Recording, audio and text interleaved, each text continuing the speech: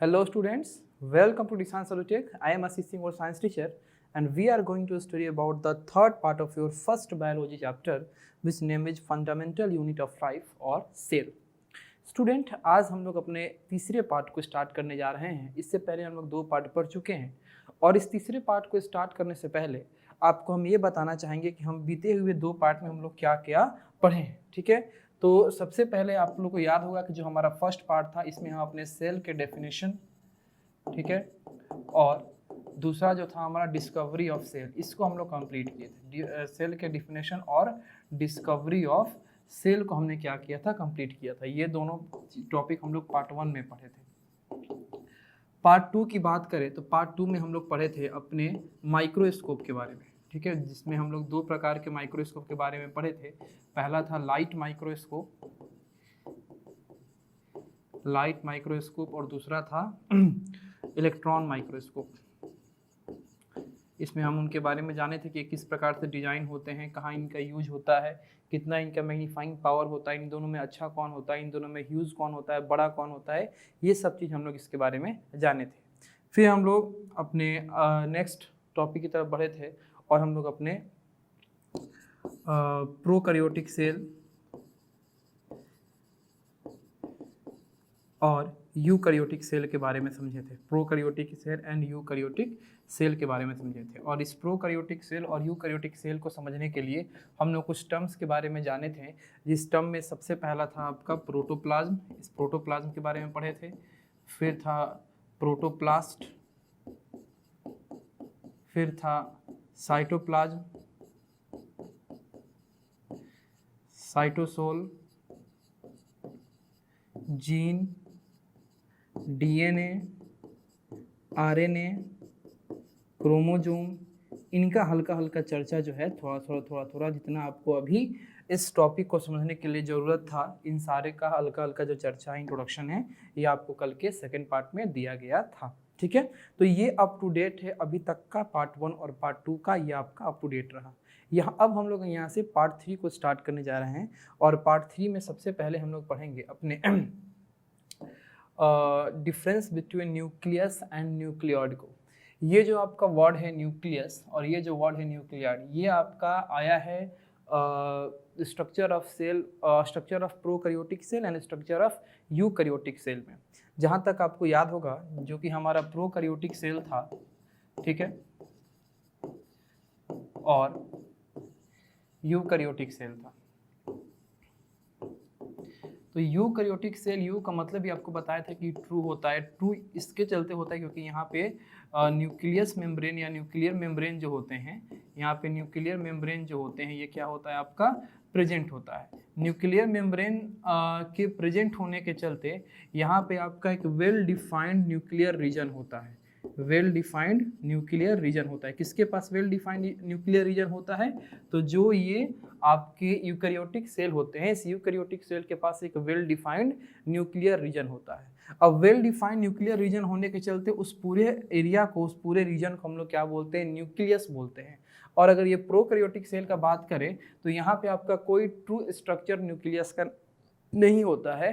True structure या true reason नहीं होने का मेन कारण होता है कि यहाँ पे न्यूक्लियर मेम्ब्रेन जो है वो क्या होता है? एब्सेंट होता है। न्यूक्लियर मेम्ब्रेन जो है वो एब्सेंट होता है। इसके अंदर के जो आपके डीएनए है या जो आपका क्रोमोजोम है वो डायरेक्ट जाके किसके कनेक्ट में रहता है? ये डायरेक्ट जाके आपका साइटोप्लाज्म के कनेक्ट में रहता है। किसके कनेक्ट में रहता है? साइटोप्लाज्म के कनेक्ट में रहता है, जिसके चलते इसका न्यूक्लियर रीजन आपका डिफाइन नहीं हो पाता है। इसका न्यूक्लियर रीजन जो है वो आपका डिफाइन नहीं हो पाता है। तो इसका न्यूक्लियर रीजन जो आपका डिफाइन नहीं होता है, इसी क्षेत्र को हम लोग क्या बोलते हैं? न्यूक्लियॉइड बोलते हैं। इसी को हम लोग क्या बोलते हैं? न्यूक्लियॉइड बोलते हैं। ठीक है, तो कहने का मतलब है कि जो हमारा यूकैरियोटिक सेल का न्यूक्लियर रीजन होता है वो उसको हम लोग न्यूक्लियस बोलेंगे, और जो हमारे प्रोकैरियोटिक सेल का अनडिफाइंड न्यूक्लियर रीजन होता है, नॉट डिफाइंड न्यूक्लियर रीजन होता है, इरेगुलर न्यूक्लियर रीजन होता है, उसको हम लोग न्यूक्लियॉइड बोलेंगे। तो अब यही हमको देखना है कि इस न्यूक्लियस में यानी कि प्रोकैरियोटिक सेल का न्यूक्लियस और इस न्यूक्लियॉइड में यानी कि न्यूक्लियर रीजन ऑफ न्यूक्लियस यानी कि यूकैरियोटिक सेल का न्यूक्लियर रीजन और आपका न्यूक्लियॉइड यानी कि प्रोकैरियोटिक सेल का न्यूक्लियर रीजन, इन दोनों में आपका डिफरेंस क्या होता है? तो सबसे पहले आपका पॉइंट हम बताएंगे न्यूक्लियस के बारे में। तो यहाँ पे आप सीधे रिलेट कीजिएगा किससे, आप यूकैरियोटिक सेल से, ठीक है, यूकैरियोटिक सेल से। और जब न्यूक्लियोइड के बारे में बताएंगे तो यहाँ से आपको रिलेट करना है किसको, प्रोकैरियोटिक सेल को, प्रोकैरियोटिक सेल को, ठीक है।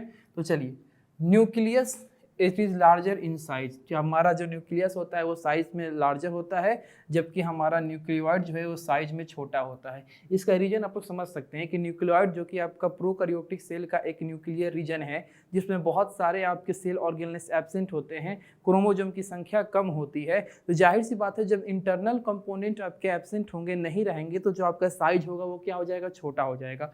तो न्यूक्लियोइड का जो आपका साइज होता है वो छोटा हो जाता है, और न्यूक्लियस का साइज जो है ये हमारे न्यूक्लियोइड के कंपेयर में कैसा होता है, बड़ा होता है। फिर हम बात करें कि इस न्यूक्लियस का, तो न्यूक्लियर जो है ये आपका एक डबल मेम्ब्रेन इन्वेलप से क्या होता है, कवर होता है, जिसको हम लोग न्यूक्लियर मेम्ब्रेन कहते हैं।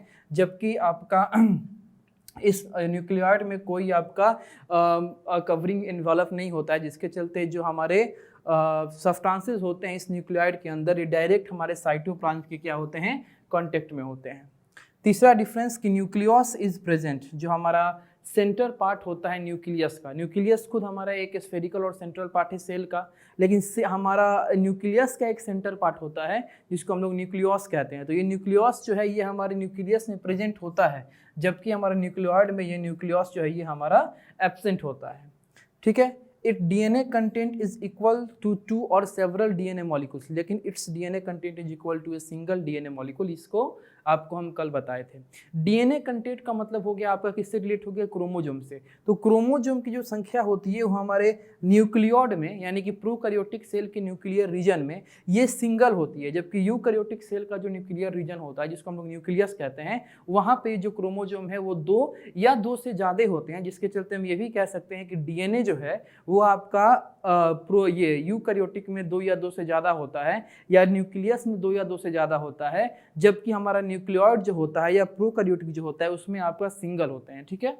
चलिए नेक्स्ट है, its DNA is associated with histone proteins to form chromatin, in its stones are absent, DNA of a nuclear is often naked, ठीक है। यहाँ पे जो हमारा न्यूक्लियस का डीएनए होता है ये किसके साथ एसोसिएट होता है, हिस्टोन प्रोटीन के साथ, ठीक है। ये हिस्टोन प्रोटीन के साथ आपका एसोसिएट होता है किसका फॉर्मेशन करने के लिए, क्रोमैटिन का फॉर्मेशन करने के लिए।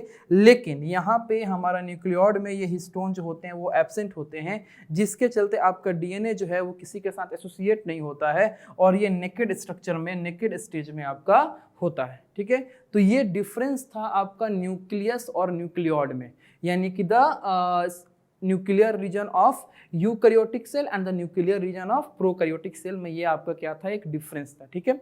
चलिए नेक्स्ट टॉपिक पे हम लोग आते हैं, जो कि हमारा रहेगा डिवीजन ऑफ लेबर, ठीक है।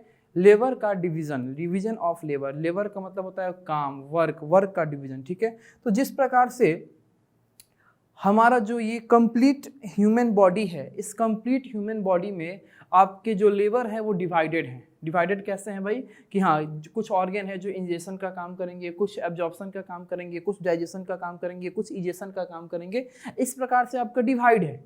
तो जिस प्रकार से हमारी ह्यूमन बॉडी के ऑर्गन के अंदर आपका जो लेबर है वो डिवाइड है, उसी प्रकार से सेल के अंदर भी आपके कंपोनेंट्स जो होते हैं जिससे मिलकर हमारा एक सेल बना होता है, उनका भी लेबर क्या होता है, डिवाइड होता है। और इसी चीज़ को हम लोग डिवीजन ऑफ लेबर कहते हैं। यानी ये कि सेल जो है वो भी तो लाइफ है ना, वो भी तो जिंदा है, उसके अंदर भी बहुत सारे ऐसे फंक्शन होते हैं जो आपके बॉडी के अंदर होते हैं, जो आपके बॉडी के बाकी ऑर्गन्स के द्वारा होते हैं। अच्छा एक बात बताइए, एक सेल अगर जिंदा है तो जाहिर सी बात है कि उसके पास न्यूट्रिएंट आनी चाहिए, अगर न्यूट्रिएंट उसके पास नहीं आएगा तो वो जिंदा नहीं रहेगा।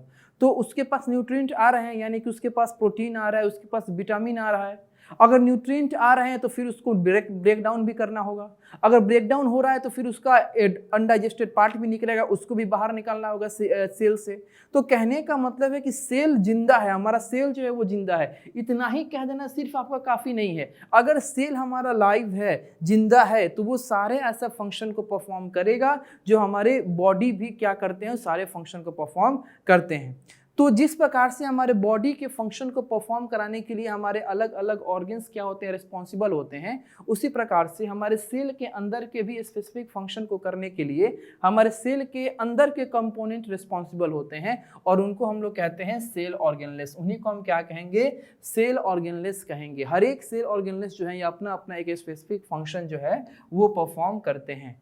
जैसे making of a new material in the cell such as protein synthesis by ribosome. ठीक है, अब मान लीजिए कि न्यू मटेरियल का फॉर्मेशन करना है, प्रोटीन का सिंथेसिस करना है, तो प्रोटीन का सिंथेसिस करने के लिए कौन आपका ऑर्गेनलेस रिस्पॉन्सिबल होगा, राइबोसोम। ठीक है, फूड सिंथेसिस करने के लिए आपका कौन रिस्पॉन्सिबल होगा, क्लोरोप्लास्ट। ठीक है, वेस्ट मटेरियल को क्लियर करने के लिए कौन आपका रिस्पॉन्सिबल होगा, तो लाइजोसोम्स। ठीक है, इस तरीके से आप देख रहे हो कि राइबोसोम्स कुछ अलग अपना फंक्शन परफॉर्म कर रहा है, क्लोरोप्लास्ट कुछ अलग सा फंक्शन परफॉर्म कर रहा है, ये लाइजोसोम्स कुछ अलग से फंक्शन को परफॉर्म कर रहे हैं। तो इस तरीके से हमारे सेल के अंदर के जो इंटरनल कंपोनेंट्स हैं यानी जो सेल ऑर्गेनलेस है वो भी अपने अपने एक स्पेसिफिक फंक्शन को क्या कर रहे हैं, परफॉर्म कर रहे हैं। ठीक है, चलिए, A cell is able to live and perform in function because of this organelles। अगर ये organelles नहीं रहेंगे तो ये सेल अपना फंक्शन नहीं कर पाएगा, ये जिंदा लाइव नहीं रह पाएगा। ठीक है, अब देखिए हमको ये organelles समझिए, तो हमारे बॉडी के फंक्शन को परफॉर्म करने वाला क्या है, कोई ऑर्गन है, तो हमारे सेल का भी ऑर्गेनलेस क्या है, वो ऑर्गन का ही काम कर रहे हैं। तो ऑर्गेनलेस जो है बहुत छोटे स्तर पे, बहुत ही स्मॉल साइज के लेवल पे करने वाले फंक्शन करने वाले आपके समझिए तो आप ऑर्गन है, और हमारा ऑर्गन जो है, हमारे बॉडी का जो ऑर्गन है वो एक बड़े साइज के लेवल पे करने वाला आपका ये जो भी है। ठीक है, तो इनके बीच में क्या करना है, आपको डिफ्रेंशिएट करना है कि ऑर्गन और ऑर्गेनलेस, ऑर्गन में और ऑर्गेनलेस में क्या डिफरेंस होता है। डायरेक्ट पहले आप ये लिंक कर लेना, अपने दिमाग में ये रिलेट कर लेना कि ऑर्गन जो है ये किससे रिलेट, ये किसको रिलेट करेगा, हमारे कंप्लीट बॉडी को रिलेट करेगा, हमारे बॉडी में होने वाले फंक्शन को रिलेट करेगा। और ये ऑर्गेनलेस किसको आपका रिप्रेजेंट करेगा, ये एक सेल के अंदर होने वाले फंक्शंस को क्या करेगा, रिलेट करेगा। तो आइए इनके बीच में हम क्या देखते हैं, डिफरेंस को देखते हैं। तो सबसे पहला है कि they are found in multi cellular organisms. Organs जो हैं वो किसमें आपके पाए जाते हैं, मल्टी सेलुलर ऑर्गेनिजम्स के अंदर ये ऑर्गन्स जो हैं वो पाए जाते हैं। ठीक है, they are found in all eukaryotic cells. और ऑर्गेनलेस किसमें पाए जाते हैं, जितने भी आपके यूकैरियोटिक सेल्स होते हैं उन सब में ऑर्गेनलेस पाए जाते हैं। ठीक है, यहाँ पे प्रोकैरियोटिक सेल इसलिए नहीं लिखा क्योंकि आपको कल भी बताए थे हम कि कुछ ऐसे भी प्रोकैरियोटिक सेल में आपके बहुत सारे ऐसे ऑर्गेनलेस होते हैं जो एब्सेंट होते हैं, जैसे माइटोकॉन्ड्रिया बहुत ज़्यादा ये इंपॉर्टेंट आपका सेल ऑर्गेनलेस है, इसका रोल बहुत इंपॉर्टेंट होता है, आगे आपको पढ़ाएंगे। तो माइटोकॉन्ड्रिया जैसा आपका सेल ऑर्गेनलेस जो है वो हमारे प्रोकैरियोटिक में एब्सेंट होता है, जिसके चलते यहाँ पे आपका प्रोकैरियोटिक वर्ड नहीं आया। तो सबसे पहला डिफरेंस ये है कि जो ऑर्गेन होते हैं वो किसमें आपके पाए जाते हैं, मल्टी सेलुलर ऑर्गेनिजम्स में, और जो आपके ऑर्गेनलेस होते हैं ये किसमें पाए जाते हैं, यूकैरियोटिक सेल्स में। ठीक है, चलिए दूसरा, ये जो ऑर्गन्स होते हैं ये आपका बड़े साइज के होते हैं, इनको माइक्रोस्कोप से देखने की आवश्यकता नहीं है, इस प्रकार से भी नॉर्मली भी ये दिख जाते हैं। लेकिन ऑर्गेनलेस जो होते हैं बहुत ही छोटे होते हैं, बहुत ज़्यादा छोटे होते हैं। ये आपका सब सेलुलर स्ट्रक्चर होता है, सब माइक्रोस्कोपिक स्ट्रक्चर होता है, जिसको एक इलेक्ट्रॉन माइक्रोस्कोप या use magnifying power of microscope से आप देख पाओगे। ठीक है, तीसरा, they may be external or internal to the body of an organism, they are mostly internal। ठीक है, कह रहा है कि जो हमारा ऑर्गन्स होता है ये हमारे बॉडी के इंटरनल भी हो सकता है और एक्सटर्नल भी हो सकता है, लेकिन जो हमारा ऑर्गेनलेस होते हैं ये मोस्टली क्या होते हैं, हमारे बॉडी के अंदर ही होते हैं। ठीक है, the organs are formed of tissues comprise of cells and cells are formed of organelles। ठीक है, and organelle is made up of micromolecules and macromolecules. ठीक है, बहुत इंपॉर्टेंट ये पॉइंट है। जो ऑर्गन्स हैं ये ऑर्गन्स किससे मिलके बनते हैं, एक खास प्रकार के टिश्यू से मिलके बनते हैं। यानी कि अगर हमारा हैंड है तो हैंड में जो टिश्यू होंगे वो उनका फंक्शन एक ही होगा, उनका कैरेक्टरिस्टिक्स एक ही होगा। ठीक है, अलग ऑर्गन में जो टिश्यू आएंगे उनका अपना एक कैरेक्टरिस्टिक्स होगा। तो कहने का मतलब है कि जो ऑर्गन है ये आपका बनता है टिश्यूज को मिला के, जो टिश्यू है ये बनता है सेल्स को मिला के, और सेल्स जो है ये बनता है सेल ऑर्गेनलेस से। लेकिन ये जो आपका सबसे छोटा यूनिट है सेल ऑर्गेनलेस, जिससे सेल बना, फिर सेल से आपका टिश्यू, टिश्यू से कौन बना, ऑर्गेन, ठीक है, ऑर्गेन से ऑर्गेन सिस्टम, ऑर्गेन सिस्टम से आपका बॉडी तैयार होता है। तो यहाँ पे जो आपका सेल ऑर्गेनलेस है ये किससे मिलके बनता है, तो सेल ऑर्गेनलेस बहुत ही छोटे आपके मॉलिक्यूल्स, जिसको आप लोग माइक्रो मॉलिक्यूल्स या मैक्रो मॉलिक्यूल्स के नाम से जानेंगे, तो माइक्रो मॉलिक्यूल्स या मैक्रो मॉलिक्यूल्स से आपका कौन बनता है, सेल ऑर्गेनलेस बनता है, ठीक है। चलिए नेक्स्ट है कि organs coordinate to form organ system while organ system form the body of an organism, organelles coordinate to produce the cell. Organ जो है ये अपने एक दूसरे से कोऑर्डिनेट करते हैं, किसका फॉर्मेशन करने के लिए, ऑर्गेन सिस्टम का फॉर्मेशन करने के लिए। ऑर्गेन एक दूसरे को कोऑर्डिनेट करते हैं ऑर्गेन सिस्टम का फॉर्मेशन करने के लिए, और ऑर्गेन सिस्टम एक दूसरे से कोऑर्डिनेट करते हैं एक बॉडी का फॉर्मेशन करने के लिए। लेकिन जो ऑर्गेनलेस होता है ये कोऑर्डिनेट करता है किसका फॉर्मेशन करने के लिए, सेल का फॉर्मेशन करने के लिए। तो ये डिफरेंस था आपका किसमें, ऑर्गेन में और ऑर्गेनलेस में, जो बहुत ही इंपॉर्टेंट है। इसको आप याद कर लो, लिख लो, जैसा भी आपको जरूरी समझ रहे हो इसको आप उस तरीके से अपने पास कर लो, ठीक है। चलिए अब नेक्स्ट हम लोग बात करेंगे अपने सेल के शेप के बारे में, ठीक है। सेल के शेप के बारे में बहुत ज़्यादा तरीके से आप सेल के बारे में तो नहीं जानते होंगे, क्योंकि आपको क्लास 8 में तो मिला था लेकिन इतना ज़्यादा कंटेंट में नहीं मिला था, ठीक है। तो अगर हम सेल के शेप की बात करें तो सेल का जो शेप है, कुछ सेल के शेप आपके इरेगुलर होते हैं, जो मोस्टली जो यूनिसेलुलर आपके सेल होते हैं उनका शेप जो होता है वो इरेगुलर होता है। कुछ सेल के शेप आपके फिक्स भी होते हैं, कुछ छोटे होते हैं, कुछ बड़े होते हैं, कुछ आपके ज्योमेट्रिकल स्ट्रक्चर के होते हैं, ठीक है। तो उसी के बारे में हमको पॉइंट बाय पॉइंट इस चीज़ को समझेंगे। सबसे पहले आपको ये समझना है कि the basic shape of eukaryotic cell is spherical, but the shape of cell is ultimately determined by the specific function of the cell। जो सबसे पहले हम बात करेंगे अपने यूकैरियोटिक सेल के बारे में कि यूकैरियोटिक सेल का जो आपका शेप होता है वो तो नॉर्मली स्फेरिकल होता है, लेकिन इस बात पर भी डिपेंड करता है कि उस सेल का फंक्शन जो है वो क्या है, ठीक है। अब देखिए सेल का जो शेप है वो आपका वेरिएबल हो सकता है, सेल का जो शेप है वेरिएबल भी हो सकता है और फिक्स्ड भी हो सकता है। जैसे कि आपको हम बताएं कि वेरिएबल और irregular shape occurs in amoeba and white blood cells और ल्यूकोसाइट्स। जो आपका वेरिएबल शेप है वो कहाँ कहाँ आपको देखने को मिल जाएगा, तो आप लोग प्रीवियस क्लासेस में न्यूट्रिशन इन अमीबा को पढ़ के आए हो। न्यूट्रिशन इन अमीबा में आप लोग ये चीज़ पढ़े होंगे कि हमारे एमीबा का जो फिंगर लाइक प्रोजेक्शन होता है, जिसको हम लोग स्यूडोपोडिया करते हैं, वो इलॉन्गेट भी करता है, वो कॉन्ट्रैक्ट भी करता है, जिसके चलते हमारे एमीबा का पूरा बॉडी जो है वो इरेगुलर शेप में होता है, कभी बड़ा कभी छोटा, किसी भी डायरेक्शन में वो बढ़ता है घटता है। और एमीबा का जो बॉडी है वो खुद किसको रिप्रेजेंट करता है, एक सेल के शेप को रिप्रेजेंट करता है, क्योंकि हमारे एमीबा का बॉडी खुद एक सेल से मिलकर बना है।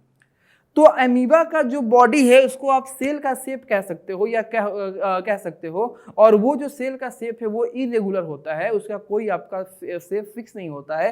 तो हम यहाँ से कह सकते हैं कि हमारा एमीबा वाला जो सेल है वो कैसा है, वेरिएबल है। अगर आपने ह्यूमन बॉडी का बात करें तो जो हम लोग का WBC होता है, व्हाइट ब्लड सेल या ल्यूकोसाइट्स, ये कैसा होता है आपका वेरिएबल होता है। अब देखिए कुछ फिक्स्ड शेप के बारे में बात करते हैं। तो फिक्स्ड शेप जो है वो आपका प्लांट्स में भी आपका होता है और एनिमल्स में भी होता है। फिक्स्ड शेप जो है हमारे सेल का ये हमारे प्लांट्स और एनिमल्स दोनों में होता है। जैसे कि मान लीजिए आपका यूग्लेना है, पैरामीशियम है, तो ये सब ऐसे ऑर्गेनिजम्स हैं जिनके अंदर आपके फिक्स्ड शेप होते हैं, ठीक है। अब यूनिसेलुलर कुछ आपके ऑर्गेनिजम्स हैं जिससे कि आपका शेप किस प्रकार से कंट्रोल किया जाता है। अब हमको ये जानना है कि जो हमारी यूनिसेलुलर ऑर्गेनिजम्स के सेल का जो शेप है और जो मल्टी सेलुलर ऑर्गेनिजम्स के सेल का शेप है ये कंट्रोल कैसे किया जाता है, बहुत इंपॉर्टेंट पॉइंट है, तो इसको आपको अंडरलाइन करके दिखाते हैं। In unicellular organisms the cell shape is maintained by tough plasma membrane and exoskeleton. देखिए जो हमारे यूनिसेलुलर ऑर्गेनिजम्स होते हैं इनका जो सेल है, इनके सेल का जो शेप है वो किसके द्वारा मेंटेन किया जाता है, तो ये इनके टफ प्लाज्मा मेम्ब्रेन के द्वारा मेंटेन किया जाता है और इनके एक्सोस्केलेटन के द्वारा मेंटेन किया जाता है। एक्सोस्केलेटन का मतलब होता है कि जो उनके बोन का फ्रेमवर्क होता है उसका जो एक्सटर्नल आपका स्ट्रक्चर होता है, डेट इज कॉल्ड एक्सोस्केलेटन, ठीक है। तो यहाँ पे यूनिसेलुलर ऑर्गेनिज्म्स में जो सेल के शेप होते हैं वो उनके टफ प्लाज्मा मेम्ब्रेन के द्वारा कंट्रोल किए जाते हैं, मेंटेन किए जाते हैं। ठीक है, अब बात करते हैं हम लोग मल्टी सेलुलर ऑर्गेनिज्म्स में। मल्टी सेलुलर ऑर्गेनिज्म्स में जो सेल का शेप होता है वो किस तरीके से कंट्रोल या मेंटेन किया जाता है। तो the shape of cell depends mainly on its function.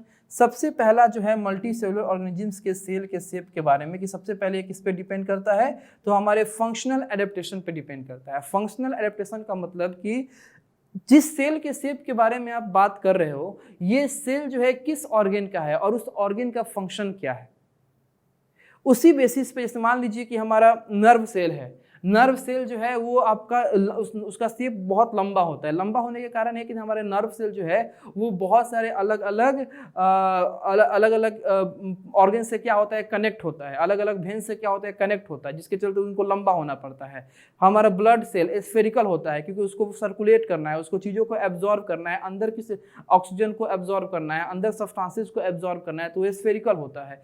तो हमारा सेल का शेप ये किस प्रकार से होगा, ये डिपेंड करता है कि वो सेल जिस ऑर्गन का है या जहां भी वो सेल रहता है, जिस चीज को रिप्रेजेंट करता है, उसका फंक्शन क्या है। फंक्शन पे भी हमारे सेल का शेप डिपेंड करता है। आगे समझते हैं। And partly on the surface tension viscosity of the protoplasm. ठीक है, अब आपका सेल का जो शेप है वो तो फंक्शन पे डिपेंड करता ही है, आधा अधूरा आपका सरफेस टेंशन और विस्कोसिटी पे भी डिपेंड करता है। अब सरफेस टेंशन और विस्कोसिटी क्या होता है, तो सरफेस टेंशन के बारे में थोड़ा समझिए। जैसे मान लीजिए कि ये आपका कोई लिक्विड है, इस लिक्विड को हम किसी सरफेस पे क्या किए डाले हैं। अब ये लिक्विड जो है कितना ज़्यादा अपने आप को फ्लो करा पा रहा है, कितना ज़्यादा अपने आप को फ्लो करा पा रहा है, इसी को हम लोग क्या बोलेंगे, सरफेस टेंशन बोलेंगे। और विस्कोसिटी आपका होता है कि अगर ये फ्लो करा पा रहा है तो इसके फ्लोइंग में जो रेस्ट्रिक्शन उत्पन्न होगा, इसके फ्लोइंग को जो रोकेगा, उसको हम क्या कहेंगे, विस्कोसिटी बोलेंगे। तो जो हमारा सेल का शेप होगा ये इस बात पे भी डिपेंड करता है कि जो लिक्विड है वो कितना ज़्यादा फैल रहा है। अगर ज़्यादा फैलेगा तो हमारा शेप इलोंगेट करेगा। विस्कोसिटी पे डिपेंड करता है कि अगर उस विस्कोसिटी बढ़ेगा, यानी कि हमारे उस लिक्विड के फ्लो को रोका जाएगा, तो उसका शेप क्या करेगा, घटेगा। ठीक है, तो जो मल्टी सेलुलर ऑर्गेनिज्म्स में जो सेल के शेप होते हैं वो पहले तो डिपेंड किए फंक्शनल एडेप्टेशन पे कि ये जिस भी ऑर्गेन को ये सेल रिप्रेजेंट कर रहे हैं उस ऑर्गेन का फंक्शन क्या है, उसके बेसिस पे उनका शेप डिजाइन होगा। दूसरा कि ये सेल जहां भी आपके हैं वहां पे आपका सरफेस टेंशन कैसा है, विस्कोसिटी कैसा है, उसके बेसिस पे भी ये शेप आपका डिजाइन होगा। And the mechanical action exerted by the adjoining cells and the rigidity of the cell membrane। ठीक है, जैसे कि आपका सेल मेम्ब्रेन का कितना रिजिडिटी है, इस पे भी आपका डिपेंड करेगा कि हमारा सेल का शेप कैसा है। जैसे presence of rigid cell wall in the plant cell. ठीक है, हमारे प्लांट सेल में जो आपके रिजिड सेल वॉल होते हैं बहुत ही आपका हार्ड होता है क्योंकि वो नॉन लिविंग मटेरियल से बना होता है। तो इस बात पे डिपेंड करता है कि हमारा सेल वॉल में रिजिडिटी कैसा है, कितना है, तो उसकी शेप जो होगा सेल का वो कैसा होगा। अब देखिए, सेल्स के पास कुछ डाइवर्स शेप भी होते हैं। सेल्स के पास कुछ डाइवर्स शेप भी होते हैं, जैसे पॉलीहेड्रल शेप जिसमें 8, 12 या 14 साइड होता है। स्फेरिकल शेप, जैसे कि मान लो कि हमारे बहुत सारे एनिमल्स का जो एग है वो स्फेरिकल शेप में होता है और एक खुद में आपका एक सेल होता है। स्पिंडल शेप, जैसे स्मूथ मसल फाइबर जो होते हैं उनका सेल जो है वो स्पिंडल शेप का होता है। इलोंगेटेड शेप यानी कि लंबा शेप, जैसे कि नर्व सेल के बारे में आपको बताया वो लंबा होता है। ब्रांच शेप, जैसे कि आपका क्रोमेटोफोर्स होता है या आपका पिगमेंट सेल जो अब स्किन का होता है, जो पिगमेंट सेल वो ब्रांच्ड होता है। डिस्क्वाइडल शेप, अर्थेराइगोसाइट्स या रेड ब्लड सेल्स जो होते हैं वो डिस्क्वाइडल शेप के होते हैं। ठीक है, तो ये सब आपको याद रखना पड़ेगा कि कौन से शेप का कैसा, कौन से सेल का किस प्रकार से शेप है। अगर आप इसको याद रखते हो तो ये बहुत ही आपके लिए फायदेमंद हो जाएगा कि इसको आपने याद रखा है। ठीक है, अब आपको थोड़ा सा हम डायग्राम की हेल्प से बताना चाहेंगे, दिखाना चाहेंगे कि किस तरह के सेल का किस तरह का शेप होता है। सबसे पहले आप यहाँ फोकस करो, ये जो आपका शेप है वो किसका है, एमीबा का शेप है। ठीक है, आप देख सकते हो कि ये एमीबा का न्यूक्लियस है, ये एमीबा के फूड वैक्यूल्स है जहां फूड आपके एब्जॉर्ब होकर बस्ट करते हैं। ठीक है, अब ये एमीबा का फिंगर लाइक प्रोजेक्शन है जिसको हम लोग स्यूडोपोडिया बोलेंगे। ये अमीबा का साइटोसॉल्स है, ये अमीबा का एक्टोप्लाज्म है, इंडोप्लाज्म है, प्लाज्मा मेम्ब्रेन है, ये क्या है आपका प्लाज्मा मेम्ब्रेन है, ये सब आपका ये वाटर ग्लोब्यूल्स है। तो ये सब आपका अमीबा के सेल ऑर्गेनलेस हैं और ये कंप्लीट जो है ये अमीबा का क्या है, आपका सेल का शेप है, जो कि आपका बिल्कुल इरेगुलर शेप है। अब कौन सा सीरोपोडिया कब इलोंगेट कर जाएगा, कब कॉन्ट्रैक्ट कर जाएगा, तो जिस तरफ से आपका इलोंगेट करेगा उस तरफ से शेप इंक्रीज कर जाएगा, जिस तरफ से ये कॉन्ट्रैक्ट करेगा उस तरफ से शेप जो होगा वो छोटा हो जाएगा। तो इस तरीके से हमारा ये अमीबा का जो शेप है ये आपका क्या करता है, चेंज होते रहता है। ठीक है, ल्यूकोसाइट, इसके बारे में अभी आपको बताए थे कि ल्यूकोसाइट या व्हाइट ब्लड सेल, ये अमीबा का सेल, ये इरेगुलर शेप के होते हैं, तो ये ल्यूकोसाइट हो गया। ठीक है, ग्लोबुलेट सेल हो गया, ह्यूमन स्पर्म जो हो गया, आप देखे होंगे इसको हम लोग हेड बोलते हैं। ठीक है, इसको हम लोग टेल बोलते हैं। एपिथेलियल सेल, डायलम, ये देखिए लीवर का सेल, सेरेट्रियम, फिर आपका क्रोमेटोफोर, ऑस्ट्रिच का एक, ये देखिए आपका स्फेरिकल शेप ऑस्ट्रिच का एक, मसल शेप जो कि आपका इलोंगेट शेप या लॉन्ग शेप में था आपका मसल शेप, ये मसल शेप, ये आपका नर्व शेप, नर्व सेल जो आपका ब्रांच सेल में है, ये रहा आपका फैट शेप। तो इस तरीके से आप देख रहे हो कि अलग अलग शेप सेल का अलग अलग क्या पड़ा हुआ है, आपका शेप पड़ा हुआ है। ठीक है, तो ये जो टॉपिक है आपके सेल के शेप से है कि किस तरह के सेल का कैसा जो है वो शेप होता है। ठीक है, अब चलिए नेक्स्ट हम लोग बात करेंगे सेल के साइज का। सेल के साइज का, अब सेल के साइज के बारे में क्या बात करना, अगर सेल के साइज के बारे में एक कॉमन कंसेप्ट के बारे में समझे तो सेल का साइज जो है बहुत ही छोटा होता है, इतना छोटा होता है कि उसको देखने के लिए हम लोग माइक्रोस्कोप का इस्तेमाल करते हैं। और माइक्रोस्कोप में भी जो हमारा लाइट माइक्रोस्कोप है या कंपाउंड माइक्रोस्कोप है, उससे आप सिर्फ सेल को देख सकते हो। अगर आपको सब सेलुलर स्ट्रक्चर को देखना है तो उसके लिए आपको इलेक्ट्रॉन माइक्रोस्कोप का यूज करना पड़ेगा। अब इसी से आप समझ सकते हैं कि सेल जो है इसका साइज जो है कितना छोटा आपका हुआ है या कितना छोटा होता है।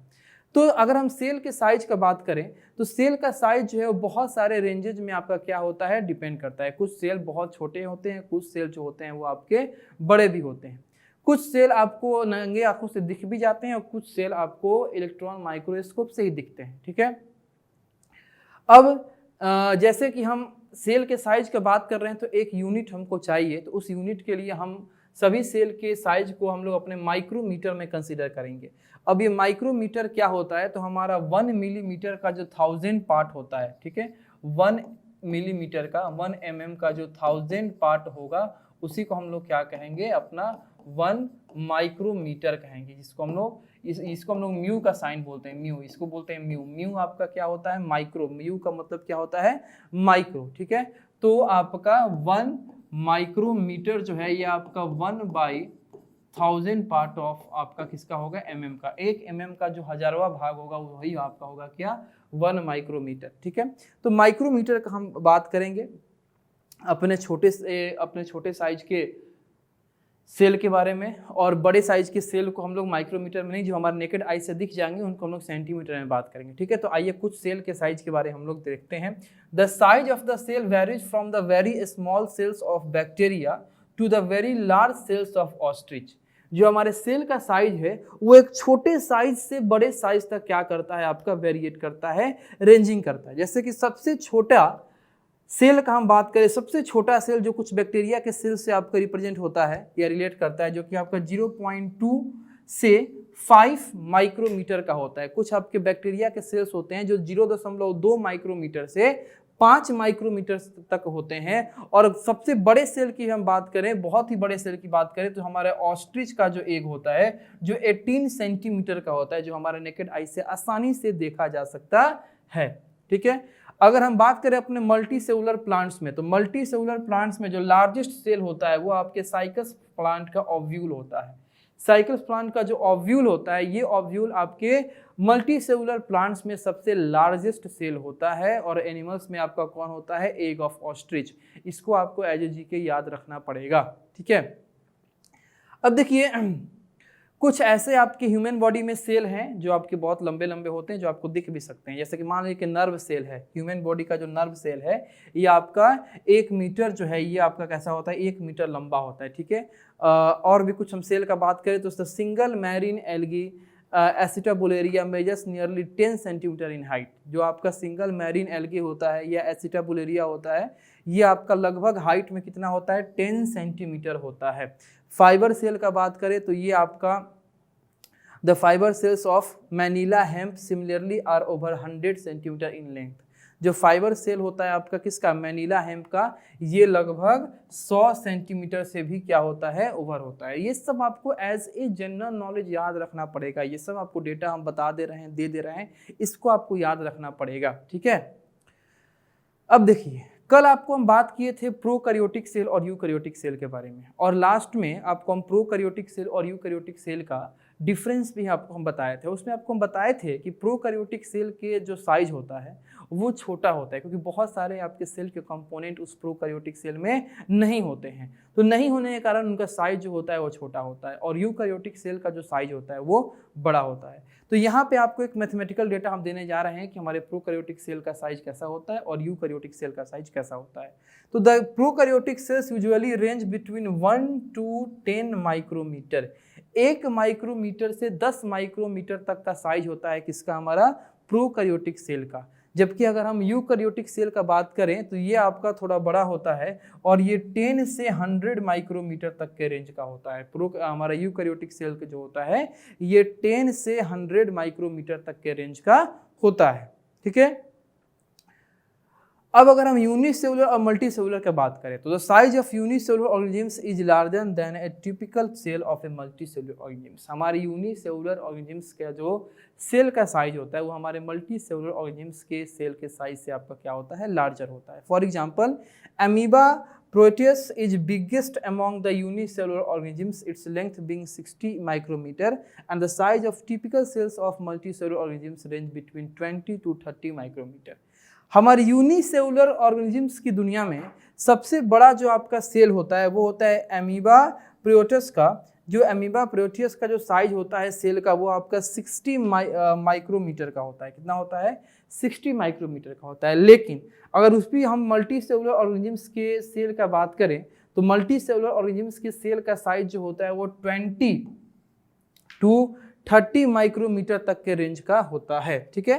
And the size of typical cells of multicellular organisms range between 20 to 30 micrometer.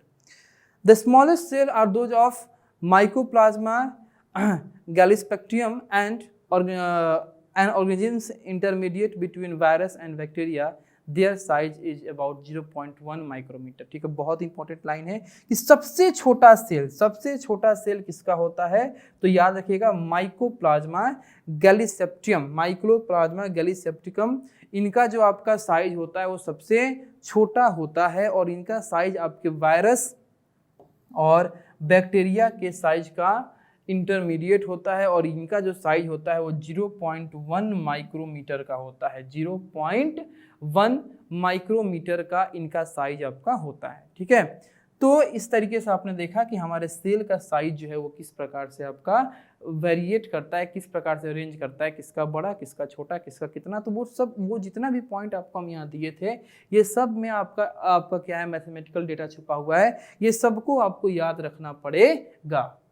देखिए यहाँ पे आपको एक मेजरमेंट दिए हैं सेल का। इस सेल के मेजरमेंट में आपको कौन कौन सी बातें याद रखनी है, तो आपका 1 mm में आपका 1000 माइक्रोमीटर होगा। 1 mm में क्या होगा, 1000 माइक्रोमीटर होगा, ठीक है। उसी प्रकार से यहाँ भी है कि माइक्रोमीटर को हम माइक्रोन भी कहेंगे, ठीक है।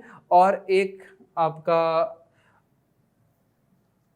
समझिए तो हमारा 1 माइक्रोन में आपका 1000 क्या होगा, मिली माइक्रोन यानी कि नैनोमीटर होगा। 1 एंगस्ट्रॉन में 10 का पावर -1 आपका म्यू होगा, 10 का पावर -4 आपका म्यू होगा। ये सब आपको याद रखना पड़ेगा, ठीक है। चलिए अब हम आपको आज इस पार्ट 3 में ज़्यादा इसके आगे नहीं बताएंगे, और आपको यहाँ से एक समझिए तो हम होमवर्क आपको देते हैं कि ये जो आपको सेल साइज बताए हैं या सेल का शेप बताए हैं, इसमें बहुत सारे ऐसे पॉइंट हैं जो रिमेंबर करने वाले हैं, लर्न करने वाले हैं, याद करने वाले हैं। तो इसको आपको क्या करना पड़ेगा, याद करना होगा। इसको आपको क्या करना होगा, याद करना होगा, ठीक है। तो आज हम लोग अपने इस पार्ट 3 में क्या क्या समझें। तो आज हम लोग पार्ट 3 में सबसे पहले तो बात किए थे इस न्यूक्लियस और न्यूक्लियोइड के बीच में जो अंतर होता है इसके बारे में, ठीक है। फिर हम लोग बात किए थे अपने सेल के शेप के बारे में, ठीक है, सेल के साइज के बारे में। अब आगे हम लोग का पार्ट 4 आएगा, ठीक है, उस पार्ट 4 में हम लोग सेल के वॉल्यूम के बारे में बात करेंगे और आगे के अपने सेल के नंबर के बारे में बात करेंगे और फिर आगे के टॉपिक को हम लोग क्या करेंगे, इनिशिएट करेंगे, ठीक है। तो तब तक के लिए थैंक यू सो मच और मन लगा के पढ़ाई कीजिए। मिलते हैं आपसे हम अगले इसी चैप्टर के पार्ट 4 में।